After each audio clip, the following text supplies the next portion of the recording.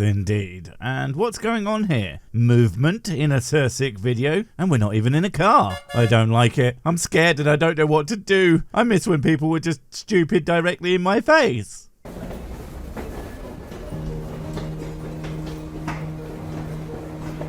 There is a way which seems right to a man, but its end is the way of death. Oh, that's some real I'm 14 and dumb, and this is deep kind of shit. Everything ends in death, for fuck's sake. That's like how the universe works. Anyone trying to avoid it indefinitely is playing a fool's game, ultimately ending up wasting way more of their finite time as being a living being than they could ever possibly gain trying to desperately claw at more of it. Anyway, talking of wasting time, let's skip ahead to something that's not just stalking some guy. It is making me feel super awkward. I hate walking behind people. I prefer to walk over them. Want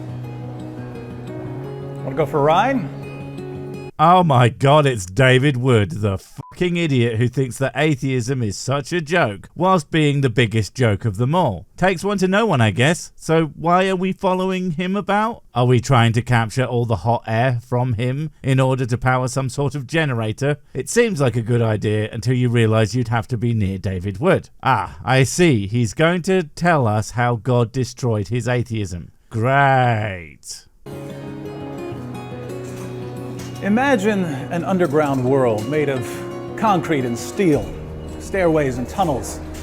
Just enough light to see the signs on the walls. Well, aside from the last bit, that's basically where you are. But there is more than enough light to see the signs. If anything, too much goddamn light in there. If I had my way, there would be nothing but endless darkness in the world, mostly so that I could nap anywhere. I would be unstoppable. Actually, you would be the exact opposite of that. Totally stoppable. Already stopped. Suppose there were people who lived down here all their lives and were never allowed to visit the surface, and that these people were told from the time they were born that this world is all that exists.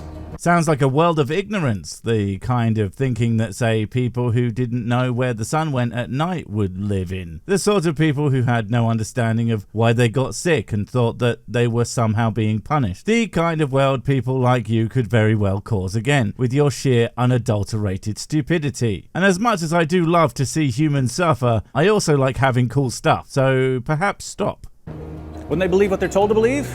When they try to live like it's true?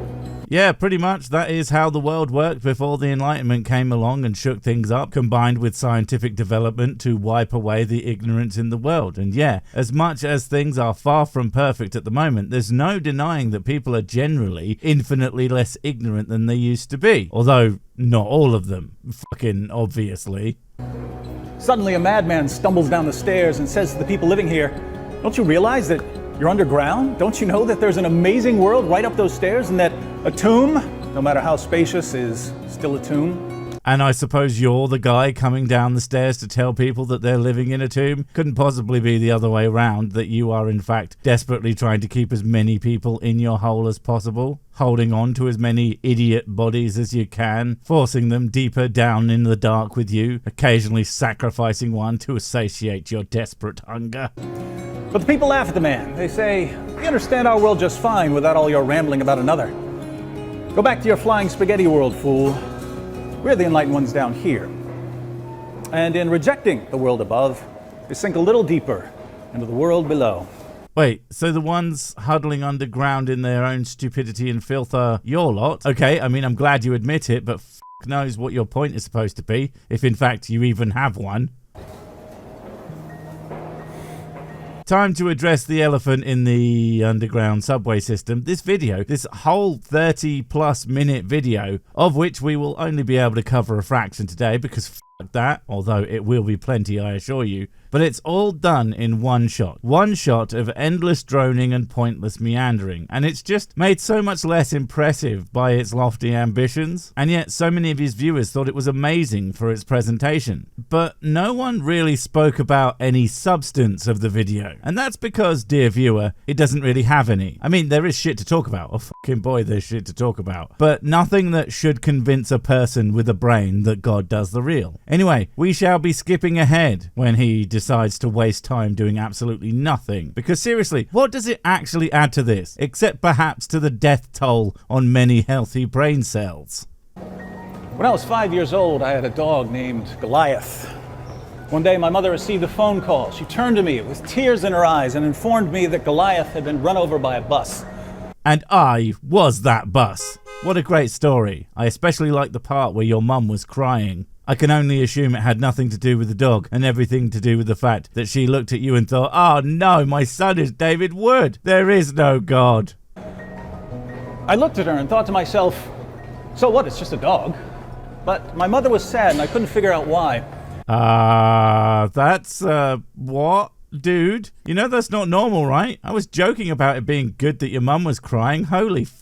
I thought this was just going to be a fun adventure into the depths with Captain Moron, not a tale about your inability to understand basic human emotions. Fuck me.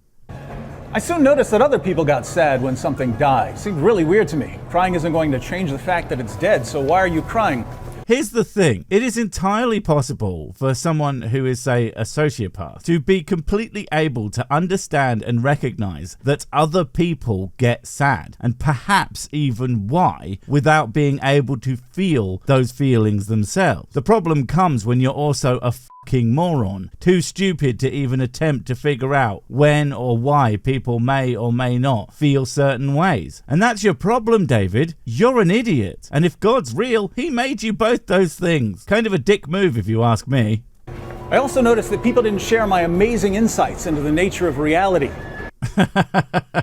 And the smart ones still don't, but I'm sure a bunch of fuckwits think you make good points these days. Because the thing is, maybe he's going to be like, I'm not like that anymore. But David, you still obviously don't understand why people do things that you don't do. And you still think you are incredibly insightful. You just have a book though on top of all that shit. I don't know if it's better or worse, but it's still just fucking stupid. I remember sitting beside a lake when I was 8 years old, watching ants march in perfect formation.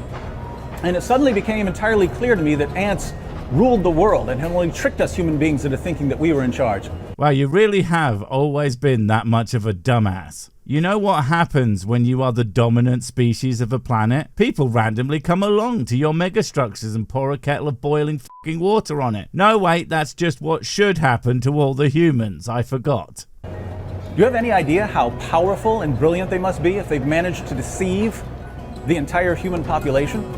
As we should all know by now, it does not take power or brilliance to deceive people. It just takes the desire to do so, and a bunch of really stupid ideas that sound good just until you think about them for even a second. Unfortunately, there's a lot of people out there who seem entirely incapable of actually thinking about anything, aren't there, David? A few years later, I figured out that pets actually controlled the planet. Ah, for fuck's sake, come on. That's probably the first time you were being relatively normal, Dave. That's a conclusion that loads of kids come to. It's a fucking meme at this point. Especially cats. They are the owners and we are in fact the servants. Although my No Cat Left Uneaten initiative really started to put those smug fuckers back in their place. Which for my cat is literally any cardboard box you can find for some reason. Whenever a cat or a dog would look me in the eyes, I would think that it was communicating with me, silently bragging that it was much more intelligent than humans were. No, it was just telling you that it was much more intelligent than you are. Well, okay, it wasn't. That was likely just your brain trying to get you to stop thinking that you actually had a brain. Unfortunately, it didn't work for some reason.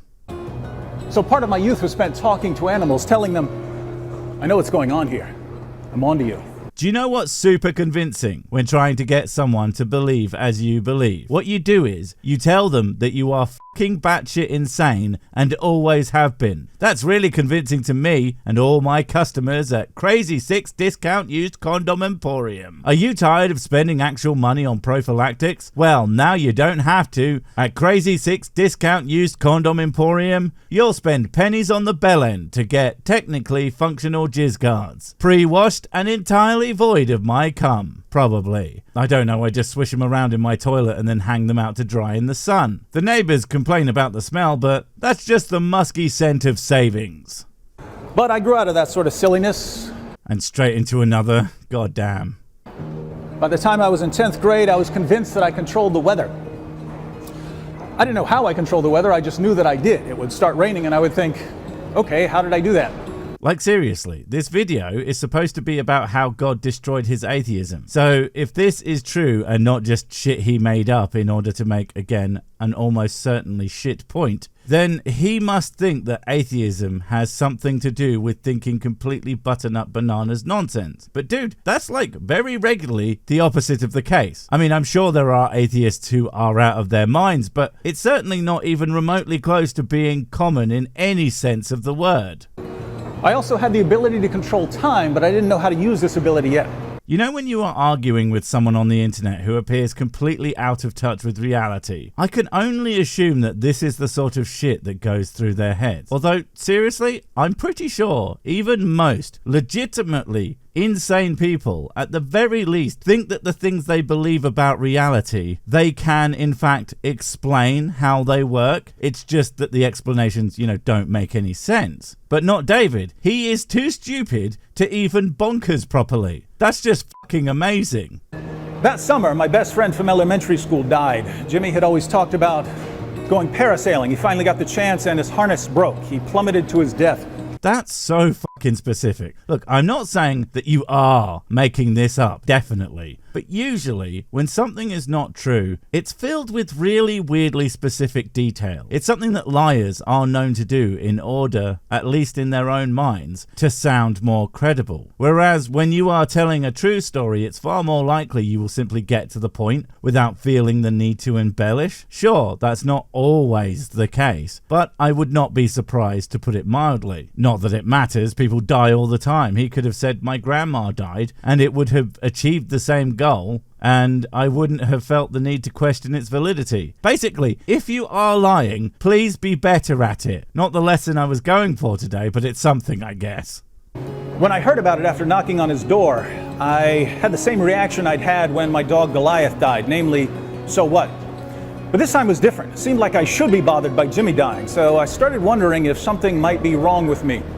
Your story is so fucking full of contradictions, I'm surprised it's not in the Bible. Best friend, you knocking on his door, but you thought, so what? Fuck off. That's complete nonsense. And there is something wrong with you. It's that you're really bad at telling believable stories. You, even if you didn't have a strong sadness response, you would have at least been put out by it. Damn it, I wanted to play with him today. That was my best friend. Oh no, now I'll have to get another. There are other negative consequences to death than just sadness. There is also kind of selfish shit that everyone feels too. Yeah, you're sad that your partner died, but also, who's gonna do the shit that they used to do? It's gonna really suck to have to do that now. It's not noble per se, but it's completely understandable, even to an idiot child who thinks he controls the fucking weather. You have investments in your life and it affects you when they go away. Even someone without empathy can understand that, unless, they're a dumbass who's making stuff up.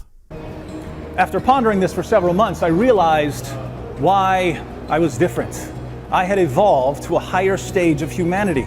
These sad little emotions the rest of you have, they're like vestigial tales left over from more primitive life forms. But humanity 2.0 had arrived, and you earlier models were now obsolete. Of course he's too stupid to figure out the extremely useful functions of emotions. What a shock that you couldn't work that out. Again, there are plenty of people with antisocial personality disorder, the thing that David has apparently been diagnosed with, who are able to understand and realize that other people have emotions and they are the ones who essentially have an emotional disability. Because they're smarter than you are. Although that is not exactly a high bar now, is it? Started studying bomb building when I was 18. Nothing fancy yet. I got a copy of the Anarchist Cookbook. I learned to make pipe bombs. I learned to put together a homemade grenade launcher. I bought a book on disguises so I wouldn't be recognized.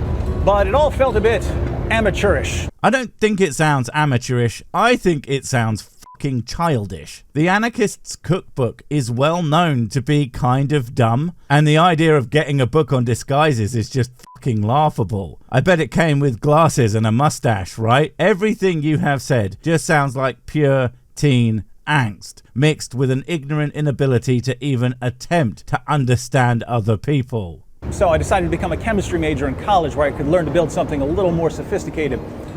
But my plans of becoming a bomber had to be put on hold because There are more important things in life. Christ doesn't exist, you are exhausting. Is this how you get people to do a Crimsbianity? They just agree with you to get you to shut the fuck up. Anyone can blow up a bunch of random people. You don't know them.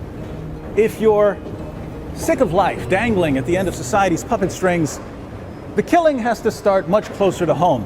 Actually, no, anyone can't do that. Anyone wouldn't do that. Even people who think they are smarter than everyone else don't do that. Even people who don't feel bad when people die don't do that. Assholes do that. Assholes want to do that. You weren't special, and you certainly weren't normal, but you were, and most likely still are, a massive asshole. And that's about it. My dad was the only relative I had within a few hundred miles, so he obviously needed to die, and I had a ball-peen hammer that would do the trick. Obviously. And what else would you use that for? Building things? What madness is that? And I walked into my dad's bedroom at about 2 o'clock in the morning, Thanksgiving Day. I stood over him with the hammer, and I tried to think of one wrong thing he'd ever done to me. Nothing came to mind. So I drew back my arm and came down on him with all 230 pounds. Well, that's fucking dark and completely unrelatable to the vast majority of people, atheist or otherwise. Now, as I understand it, this is true and pretty much actually what happened, but that doesn't mean that the other shit is true. I mean, it's not like apologists are known for making shit up, but still, dude, the fuck. I didn't know how fast blood could come out of someone's head. Kept hitting him until I was sure he was dead. Then I walked outside and drove away. There was no rush of freedom this time. I didn't feel anything anymore. You know what's really funny? He is considered by many Christians to be like a great thinker. But if he had pulled the same shit and tried to be a well-respected atheist thinker, well, aside from the fact that he's not very good at thinking at all, we would also be more concerned with him being a bit of a fucking monster. Sometimes forgiveness is less of a virtue and more painful naivety. It's no wonder they so often use religion to effectively get away with shit. Did I mention that I was an atheist? Of course you were. And you didn't have to. The title did that for you. I understand that most of you atheists out there live perfectly normal lives, but I can never understand why you would want to. And there it is. There is proof positive that your biggest problem was never that you can't do emotion the way most people can. It's the fact that you're too fucking stupid to be able to reason the countless reasons that a person sans God would not just decide, but simply be unable to help themselves, but be decent. And too stupid to figure out that what you are now is proof positive that the atheist who does good for no other reason than they want to will always be infinitely more moral than the theist who does good because God said so. Your real problem isn't that God destroyed your atheism. Say he destroyed your fucking brain. Oh hey, I said the thing. Wait, before you go, I have something super important to tell you. It's life or death. It will change everything forever. Nope, wait, it's gone. Oh well, probably wasn't important. But while I have you, don't forget to comment, subscribe and notify. And if you want more of my smexy voice, check out Mrs. Six's channel Spoonstaff Stories, where I narrate and voice all the videos, and she does the work. And if you want to support the channel, check out the merch store for cool t-shirts, or check out Patreon, memberships and PayPal to support directly. Finally, follow me on the medias of social to get completely pointless guff and to keep up on the latest releases. Oh, I just remembered what I was going to tell you. Whatever you do, don't touch the